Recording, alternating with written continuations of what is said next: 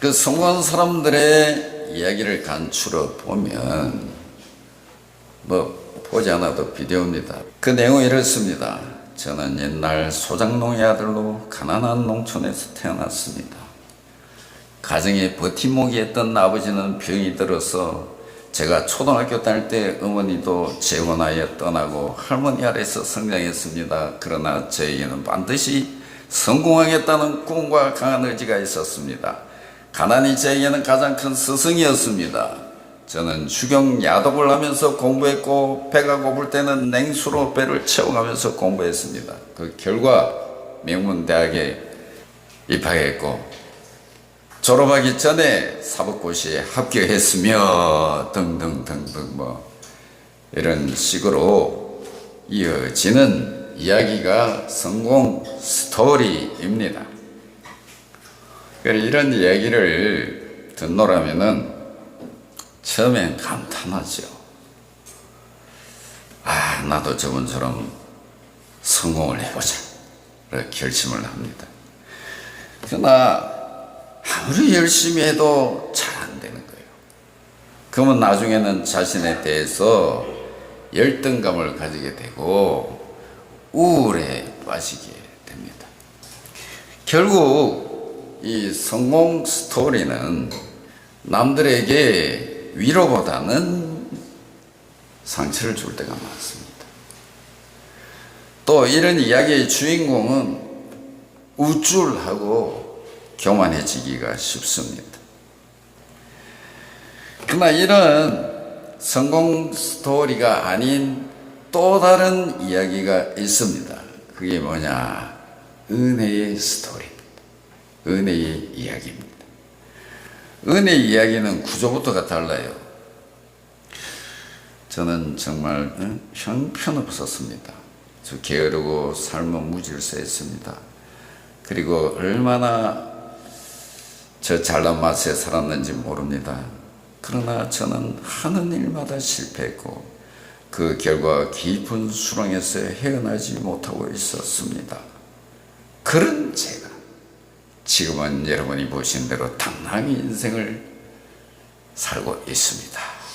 지금 제 마음은 의욕과 기쁨으로 가득합니다. 제가 어떻게 이렇게 된지 알고 싶으시죠? 한마디로 말하면 저는 은혜로 이 자리에 서 있습니다. 이제 이것이 이렇게 전개되는 것이 은혜의 스토리입니다. 여러분은 어떤 스토리에 익숙하십니까? 또 어떤 스토리의 주인공이 되고 싶습니까? 오늘 사무엘상 본문에는 성공과 은혜 이 두 가지 스토리가 모두 등장하고 있습니다.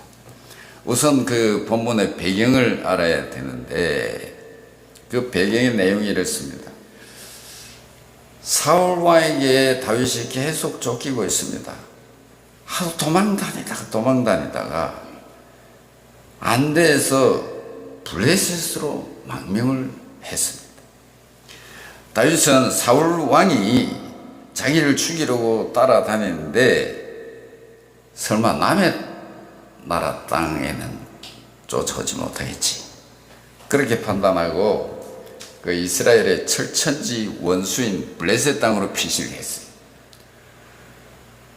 그러니까 블레셋 왕 아기스는 놀랍게도 환영을 해줬어요. 골리앗도 이긴 다윗이라는 영웅이 자기에게로 오자 너무 기뻐했고 그를 충성스러운 신하로 만들 생각을 한 겁니다. 그래서 아기스는 다윗에게 시글락이라는 성을 주어서 거기서 거주하게 했어요. 시글락. 근데 얼마 지나지 않아 가지고 이스라엘과 블레셋 사이에 국운을 건 전쟁이 일어나게 됐어요. 전쟁이 벌어지게 됐다고. 그러니까 아기스 왕이 이 다윗에게 전쟁터에 가자고 요청을 했습니다. 이스라엘 군인들이 존경하고 자랑하던 그 장수 다윗이 블레셋 군대를 인솔해 가지고 사울 왕과 맞서 싸우면은 이스라엘 군대는 사기가 떨어질 것이고 전쟁은 블레셋의 승리가 될 것이라고 이 아기스 왕이 판단을 한 것입니다. 그래서 다윗은 아기스의 명에 따라서 전쟁에 출전하게 되었습니다. 그런데 이 다윗이 이 상황이 얼마나 곤란했겠습니까? 자, 블레셋 군으로 참전하기를 거부하면은 아기스 왕을 배신하게 될 거고 죽임을 당하게 될 것이고, 또 참전하게 되면은 장차 이스라엘의 왕이 될 사람이, 이스라엘 백성을 보살펴야 될 사람이 자기 백성을 친다, 이런 전력을 가지고 어찌 이스라엘 왕이 되겠냐고 말이죠. 이런 상황에서 다윗이 현실을 생각한다면은 이스라엘과 전쟁에 반드시 참여해야 되고, 미래와 하나님을 생각하면은 전쟁에 참여하면 안 되는 겁니다. 진퇴양난이, 이 상황에서 다윗이 얼마나 난처해질지 모르는 거예요. 그러나 여러분, 하나님은 피할 길을 내시는 하나님이신 줄 믿으시기 바랍니다. 뜻밖에도 이 곤란한 지경에서 다윗을 건진 자들은 누구냐? 아기스 왕의 신하들이었어요. 이 신하들이 왕이 안 됩니다. 다윗이 우리와 함께 나가 싸울 수 없습니다. 예? 골리앗까지 이긴 다윗이 만약 전쟁터에서 태도를 바꿔서 이스라엘을 돕는다면 우리가 어찌 되겠습니까? 다윗을 믿을 수 없습니다. 강력하게 다윗의 참전을 반대했습니다. 그러니까 왕이 늘 어쩌겠어요? 그 어쩔 수 없이 다윗을 자기가 내준 거처로 돌아가라고 했어요. 시글락으로 돌아가라고 했어요. 그래 다윗은 그 부하들과 함께 시글락으로 돌아가게 됩니다. 그때 다윗의 마음은 얼마나 홀가분하게, 다행이다, 정말 다행이다, 이 진짜 하나님의 은혜다, 그러면서 이제 시글락으로 돌아간 겁니다. 그래서 이제 여기서 다윗과 다윗 일행이 잘 먹고 잘 살았다, 그렇게 끝나면 얼마나 좋겠어요. 그런데 인생이 그렇습니까? 근데 시글락에 딱 돌아왔더니 이게 무슨 날벼락이냐 말이죠. 시글락에 도착해 보니까 마을이 쑥대밭이 되어 있는 겁니다. 다윗과 그 일행이 잠시 시글락을 비운 사이에 아말렉 족속들이 쳐들어와 가지고 가족들하고 제사장들하고 모두 약탈하고 끌고 간 거예요. 이때 절망감을 사무엘 그 30장 4절에 보면은 다윗과 그와 한 백성이 울 기력이 없도록 소리 높여 울었다 그랬어요. 그뿐 아닙니다. 그들은 이 비극을 맞이했을 때 이 모든 일의 책임은 다윗에게 있다고 생각을 했어요. 그래서 돌을 들어서 다윗을 죽이려고 했어요. 그 다음 스토리가 어떻게 되냐? 다윗은 그 큰 위기 상황 가운데서 여호와로 인하여 힘을 얻게 됩니다. 용기를 얻게 됩니다. 그래서 부하들을 이끌고 아말렉을 추격을 해가지고 가족과 재산 잃어버린 것 다 찾아옵니다. 그들은 기뻐하면서 가족과 함께 돌아왔습니다. 이제 여기서 다윗과 다윗 일행이 잘 먹고 잘 살았다고 끝나면 얼마나 좋겠어요. 인생은 그렇지 않아요. 또 문제가 있었어요. 그건 뭐냐면은 전리품을 나누는 문제를 둘러싸고 서로 대립한 것입니다. 한쪽은 전쟁에 참전한 사람만 전리품을 나누자.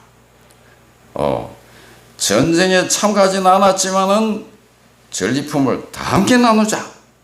이게 대립이 됐어요.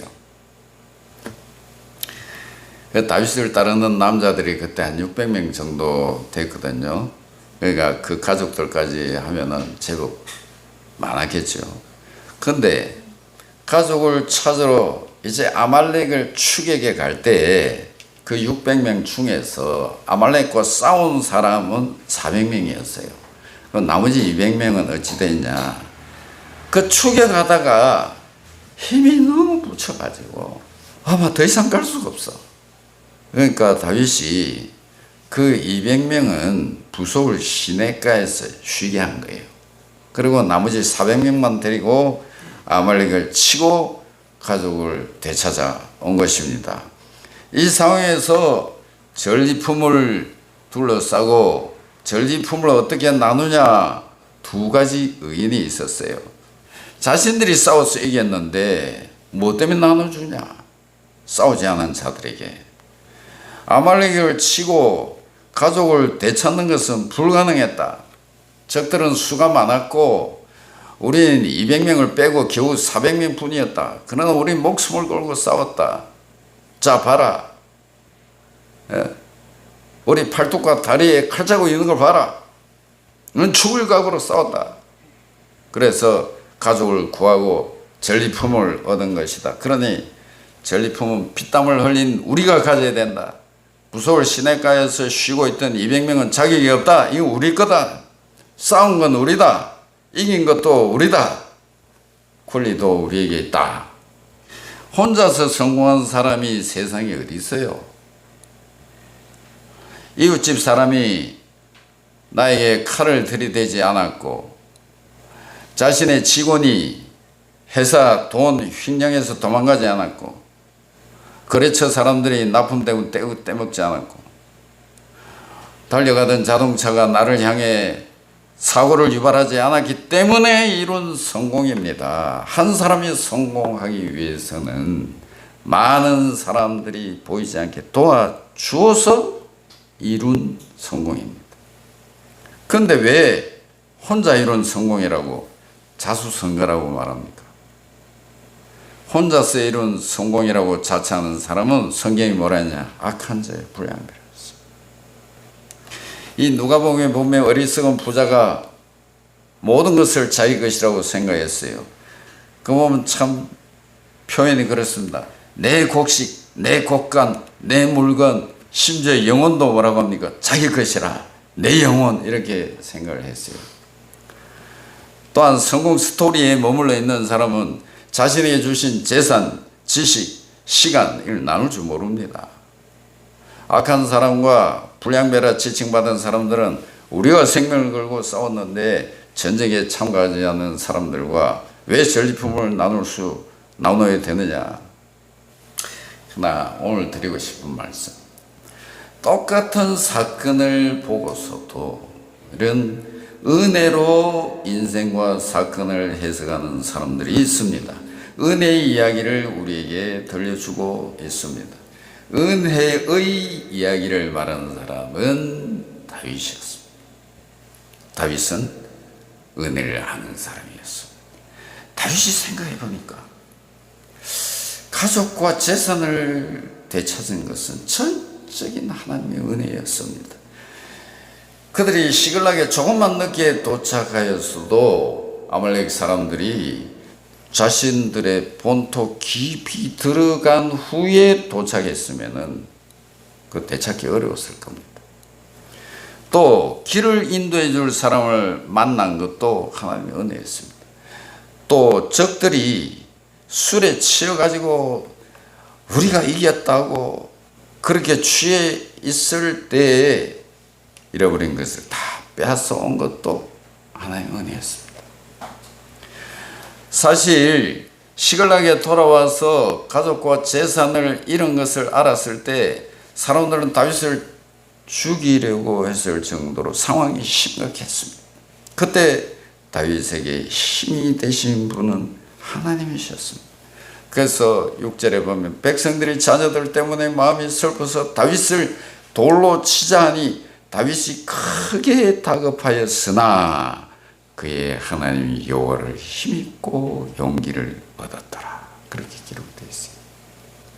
이 다급한 순간에 다윗을 절망에서 건져내시고 다윗에게 싸울 용기를 주시고 기회를 주신 분이 하나님이셨다. 다윗은 그것을 알았던 것입니다. 승리하게 하신 분이 하나님이셨다. 이 모든 승리는 하나님의 은혜였다는 것을 알았습니다. 하나님의 은혜로 이기게 하셨고 은혜로 가족과 재산을 찾게 하셨고 은혜로 전리품을 얻게 하셨다. 이 모든 것이 하나님의 은혜이다. 그렇게 생각했던 것입니다. 그래서 이 가지고 있는 전리품, 전쟁에 참가하지 않은 사람에게도 다 나누어주라 그랬어요. 여러분, 다윗만 이런 은혜를 받았습니까? 오늘 저와 여러분도 큰 은혜를 받았습니다. 할렐루야. 죄와 허물로 죽었던 우리를 살려내시기 위해서 하나님께서 독생자를 세상에 보내셨고 독생자의 예수님은 십자가를 지고 죽으시고 부활하셨습니다. 그리고 성령님은 꼭 닫혀있던 우리 완악한 마음을 감동시켜 녹이셔서 하나님을 아버지로 믿고 예수님을 구주로 믿어서 구원에 이르게 하셨습니다. 그리고 이 세상에 하나님 자녀로 살아갈 수 있도록 동행하여 주시고 우리 육신의 생명이 끝나는 날 영원한 생명의 나라인 천국으로 인도하십니다. 이 모든 것이 은혜입니다. 할렐루야. 여러분, 이 은혜를 아시지요? 이 풍성한 은혜를 누리시기를 축복합니다. 우리는 은혜를 깨닫고 사도 바울처럼 고백해야 됩니다. 내가 나 된 것은 하나님의 은혜로 된 것이니 내게 주신 그의 은혜가 헛되지 아니하여 내가 모든 사도보다 더 많이 수고하였으나 내가 한 것이 아니요 오직 나와 함께 하신 하나님의 은혜로라. 바울은 자신이 구원을 받아 복음의 사도로 살아가는 모든 것이 은혜라 하십니다. 그러나 저와 여러분은 세상에 살지만은 세상 사람들이 아니지 않습니까? 다른 가치관을 가지고 사는 사람들입니다.